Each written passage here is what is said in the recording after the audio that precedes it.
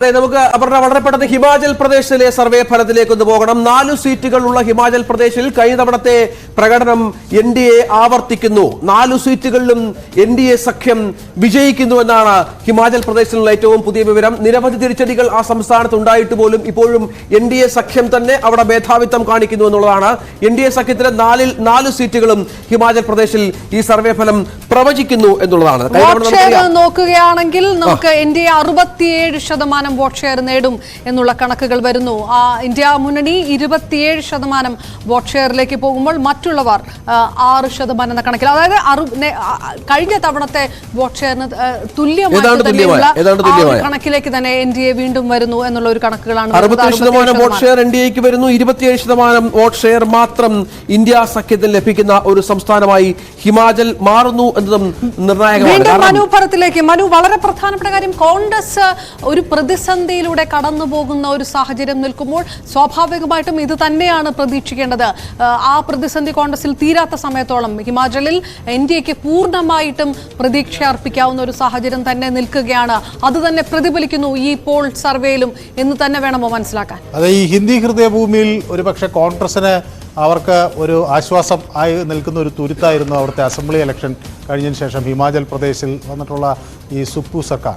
പക്ഷേ ഈ പാർലമെൻറ്റ് തെരഞ്ഞെടുപ്പിലേക്ക് വരുമ്പോൾ നമുക്കറിയാം, പാർലമെൻറ്റ് തെരഞ്ഞെടുപ്പിലെ വോട്ടിംഗ് പാറ്റേൺ വളരെ വ്യത്യസ്തമാണ്. ഇപ്പോൾ ഈ കാംഗ്ര മണ്ഡലം എടുത്താൽ, ഈ പാർലമെൻറ്റ് തെരഞ്ഞെടുപ്പിൽ വരുമ്പോൾ കാംഗ്ര മണ്ഡലത്തിൽ BJPക്ക് ശക്തമായ സ്വാധീനം ഉണ്ടാകുന്നു.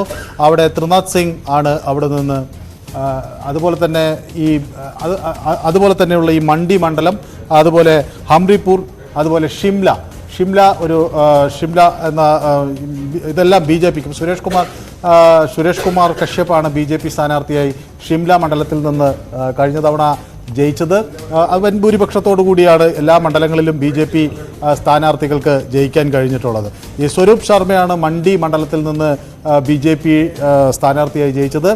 കംഗ്ര മണ്ഡലത്തിൽ നിന്ന് കിഷൻ കപൂറും അതുപോലെ തന്നെ പിന്നെ അനുരാഗ് സിംഗ് താക്കൂറാണ് ഹംറിപൂരിൽ നിന്ന് BJP സ്ഥാനാർത്ഥിയായി ജയിച്ചിട്ടുള്ളത്. അപ്പോൾ ഈ 4 മണ്ഡലങ്ങൾ BJPയെ സംബന്ധിച്ചിടത്തോളം അവരുടെ ഒരു സ്ട്രോങ് വോട്ട്. അതായത് നിയമസഭാ തെരഞ്ഞെടുപ്പിൽ ഈ കോൺഗ്രസിന് മനു നേരത്തെ പറഞ്ഞ പോലെ ഒരു ആശ്വാസം നൽകിയ ഒരു സംസ്ഥാനത്താണ് ലോക്സഭാ തെരഞ്ഞെടുപ്പ് വരുമ്പോൾ 4 സീറ്റിലേക്ക് BJP വരികയും അതിന് ആ ലോക്സഭാ തെരഞ്ഞെടുപ്പിൽ ഒരു മോദി ഫാക്ടറിന് അപ്പുറം മറ്റെന്തെങ്കിലും ഘടകങ്ങൾ അവിടെ വർക്ക് ചെയ്തിരുന്നോ മനു, ഈ ഹിമാചലിൽ പ്രത്യേകിച്ച്? അല്ല, ഇതിൽ പ്രത്യേകിച്ച് ഒരു സർക്കാർ വിരുദ്ധ വികാരം അവിടെ പതുക്കെ ഉരുത്തിരിഞ്ഞു വരുന്നു എന്നുള്ളതാണ്. പിന്നെ ഹിമാചൽ പ്രദേശിൽ അങ്ങനെ വലിയൊരു ലാൻഡ് സ്ലൈഡ് വിക്ടറി ഉണ്ടായിരുന്നു, ഒരു 10 സീറ്റിൻ്റെ. അപ്പോൾ 25 സീറ്റായിരുന്നു പിന്നെ കോൺഗ്രസ് LDAക്ക് അന്ന് അവിടെ അസംബ്ലി മണ്ഡലങ്ങളിൽ ജയിക്കാൻ കഴിഞ്ഞു. അതേസമയം കോൺഗ്രസിനാകട്ടെ 34 സീറ്റുകൾ. അപ്പോൾ ഒരു 9 സീറ്റിൻ്റെ ഒരു വ്യത്യാസം ആണ് പ്രധാനമായും ആ അധികാരം അന്ന് ഇന്ത്യൻ നാഷണൽ കോൺഗ്രസിന്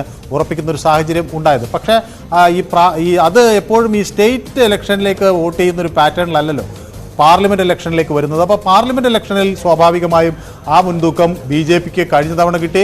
ഒപ്പം അനുരാഗ് സിംഗ് താക്കൂറിനെ പോലുള്ളവർ അവിടെ നിന്ന് മത്സരിക്കുന്നു. അടുത്ത ലോക്സഭാ തെരഞ്ഞെടുപ്പ് വരുമ്പോഴും ഈ പ്രാദേശികമായി ആ സർക്കാർ വിരുദ്ധ വികാരം നിലനിൽക്കുന്നു. മാത്രമല്ല കോൺഗ്രസിനകത്ത് ഒട്ടനവധി ആശയക്കുഴപ്പങ്ങൾ നിലനിൽക്കുന്നു. 6 പേർ മാറി വോട്ട് ചെയ്യുന്നു. മനു അഭിഷേക് സിംഗ്വി തോൽക്കുന്നു. അങ്ങനെയൊക്കെയുള്ള വിഷയങ്ങൾ രാഷ്ട്രീയപരമായി ഹിമാചൽ തെരഞ്ഞെടുപ്പിൽ മനു അഭിഷേക് സിംഗ്വിയെ പോലെയുള്ള കോൺഗ്രസിന്റെ ദേശീയ വക്താവ് പരാജയപ്പെട്ട ഒരു രാജ്യസഭ ഒരു സംസ്ഥാനം കൂടിയാണ്. പ്രതിസന്ധി തുടരുന്നതായിട്ടുള്ള ഏറ്റവും പുതിയ വാർത്തകളിലൊക്കെ വിമത MLA-മാരെ ചണ്ഡീഗഡിൽ ആദ്യം താമസിപ്പിച്ചു, ഇപ്പോൾ ഉത്തരാഖണ്ഡിലേക്ക് മാറ്റി. അതായത് ഏതെങ്കിലും തരത്തിലുള്ള ഒരു സമവായ ചർച്ച പോലും നടക്കാത്ത സാഹചര്യത്തിലേക്ക് കോൺഗ്രസ് പോകുന്നു എന്ന് ഉള്ള ഒരു സാഹചര്യം വാർത്തകളൊക്കെ വരുന്ന ഒരു ഇതാണ്. കോൺഗ്രസ് ക്യാമ്പ് ഒരുപക്ഷെ വലിയ തോതിൽ തിരിച്ചടി പ്രതീക്ഷിക്കുകയും ചെയ്യുന്നുണ്ടായിരിക്കും ഇപ്പോൾ, അല്ലേ? യെസ്, സ്വാഭാവികമായും കോൺഗ്രസിനെ സംബന്ധിച്ചിടത്തോളം ഹിമാചൽ പ്രദേശ് ഒരു ഒറ്റപ്പെട്ട് കിടക്കുന്നു എന്നൊരു സാഹചര്യം അവിടെയുണ്ട്. പക്ഷേ പൊതുവെ BJPക്ക് വലിയ പ്രതീക്ഷ ഉള്ള ഒരു സ്ഥലമാണ്. അതുകൊണ്ട് തന്നെ അവിടെ പ്രാദേശികമായ ആ തെരഞ്ഞെടുപ്പിൽ, കഴിഞ്ഞ അസംബ്ലി തെരഞ്ഞെടുപ്പിൽ ഈസി ആയ ഒരു വിക്ടറി ഉണ്ടാകും എന്നൊരു ആത്മവിശ്വാസവും BJPക്ക് ഉണ്ടായിരുന്നു. പാർലമെൻറ്റ് തെരഞ്ഞെടുപ്പിൻ്റെ വരുന്നൊരു പശ്ചാത്തലത്തിൽ അവിടെ ഉണ്ടായ ആ വലിയ നേട്ടം, എല്ലായിടത്തും 1 ലക്ഷത്തിലധികം വോട്ടുകളിലേക്ക് ആളുകൾ ജയിച്ചു കയറിയ ഒരു സാഹചര്യം ഉണ്ടായിരുന്നപ്പോൾ ആ ഒരു ഫാക്ടർ BJPക്ക് അവിടെ ഗുണം ചെയ്യുമെന്ന് പ്രതീക്ഷിച്ചു. അപ്പോഴാണ് അപ്രതീക്ഷിതമായ ഒരു തിരിച്ചടി ഉണ്ടായത്. ഏതായാലും BJPയുടെ ഒരു ഇന്റേണൽ കണക്കുകൂട്ടൽ എല്ലാ ഘട്ടത്തിലും പറയുന്നത് 60% ഹിമാചലിലെ വോട്ടുകൾ ഒരു പ്രോ BJP സെന്റിമെന്റ്സ് ഉള്ള വോട്ടർമാരാണ്, 60% അധികം എന്നാണ്. അത് ഇനി എത്ര മാത്രമല്ല അവിടെ മറ്റ് ഇന്ത്യ മുന്നണി സഖ്യം മറ്റൊരു തരത്തിൽ വിപുലീകരിക്കാനുള്ള ഒരു സാഹചര്യം ഹിമാചൽ പ്രദേശിലില്ല. അടിസ്ഥാനപരമായും കോൺഗ്രസ് വോട്ടേഴ്സാണ് ബാക്കിയുള്ള ആളുകൾ. അപ്പോൾ സ്വാഭാവികമായും ആ കോൺഗ്രസ് വോട്ട് എന്നുള്ളത് ഒരു 30% മാത്രമേ കോൺഗ്രസിൻ്റെ സോളിഡ് വോട്ടേഴ്സ് ഉള്ളൂ.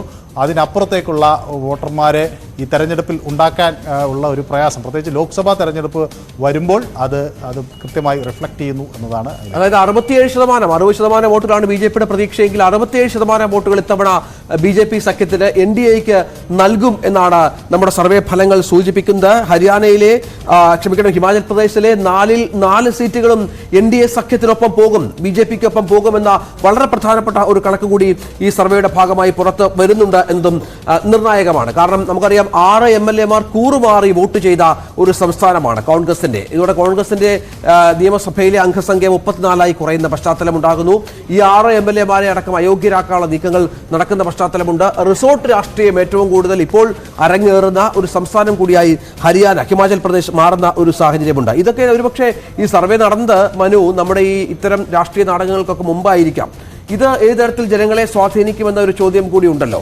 കാരണം കോൺഗ്രസിന്റെ വലിയൊരു വിഭാഗം MLA-മാർ അസംതൃപ്തരാണ്, മുഖ്യമന്ത്രി മാറ്റമടക്കം വേണം എന്ന സാഹചര്യമൊക്കെ അവിടെ ഒരുങ്ങുന്ന പശ്ചാത്തലമുണ്ട്. ഇതൊക്കെ ഒരുപക്ഷെ BJPയെ കൂടുതലായി സഹായിച്ചേക്കാം. അതോ മറിച്ചായിരിക്കുമോ കാര്യങ്ങൾ? ജനങ്ങൾക്കിടയിൽ ഇതൊരു കോൺഗ്രസ് അനുകൂല തരംഗമുണ്ടാക്കാനുള്ള സാധ്യതയുണ്ടോ? അല്ല, സ്വാഭാവികമായും അവിടെ ഈ ഒരു ഭരണവിരുദ്ധ വികാരം പതുക്കെ ഉയർന്നു തുടങ്ങുന്നു. ഒപ്പം തന്നെ കോൺഗ്രസിനകത്തുള്ള പഠനപ്പിണക്കങ്ങൾ മറനീക്കി പുറത്തു വരുന്നു. കോൺഗ്രസ് അസ്ഥിരമാണ് എന്ന് മനസ്സിലാക്കുന്നൊരു സാഹചര്യത്തിൽ കൂടുതൽ വിലപേശലുകൾക്ക് പാർട്ടിയിലെ നേതാക്കൾ തയ്യാറായി വരുന്നു. അപ്പോൾ കോൺഗ്രസ് നേതൃത്വത്തിന് വലിയ വിട്ടുവീഴ്ചകൾ നടത്തേണ്ടി വരുന്നു. ആ പാർട്ടി പ്രശ്നങ്ങൾ പരിഹരിക്കുന്നതിന് കേന്ദ്ര നേതൃത്വം നടത്തുന്ന ഇടപെടലുകൾ വൻ പരാജയമാകുന്നു. മറുവശത്ത് ഈ ആളുകളെ സ്വാഗതം ചെയ്യാൻ വാതിൽ തുറന്നിട്ട് BJP ഇരിക്കുകയും ചെയ്യുന്നു. ഇതെല്ലാം കോൺഗ്രസിനെ ഒരു വലിയ പ്രതിസന്ധിയിലേക്ക് കൊണ്ടുവരുന്നു. അപ്പോൾ ഈ ഉത്തരേന്ത്യയിൽ പ്രത്യേകിച്ച് ഒരു മോദി ഫാക്ടർ, ഒരു ആത്മവിശ്വാസം BJP പ്രകടിപ്പിക്കുന്നത് വീണ്ടും അവർ തന്നെ അധികാരത്തിൽ വരും എന്നതാണ്. അപ്പോൾ അതുകൊണ്ട് തന്നെ അങ്ങോട്ടേക്ക് ചാടാൻ ഉള്ള തൽപരരായവരുടെ എണ്ണവും വർദ്ധിക്കുന്നു എന്നതാണ് കോൺഗ്രസിനെ വെട്ടിലാക്കുന്ന ഒരു പ്രധാന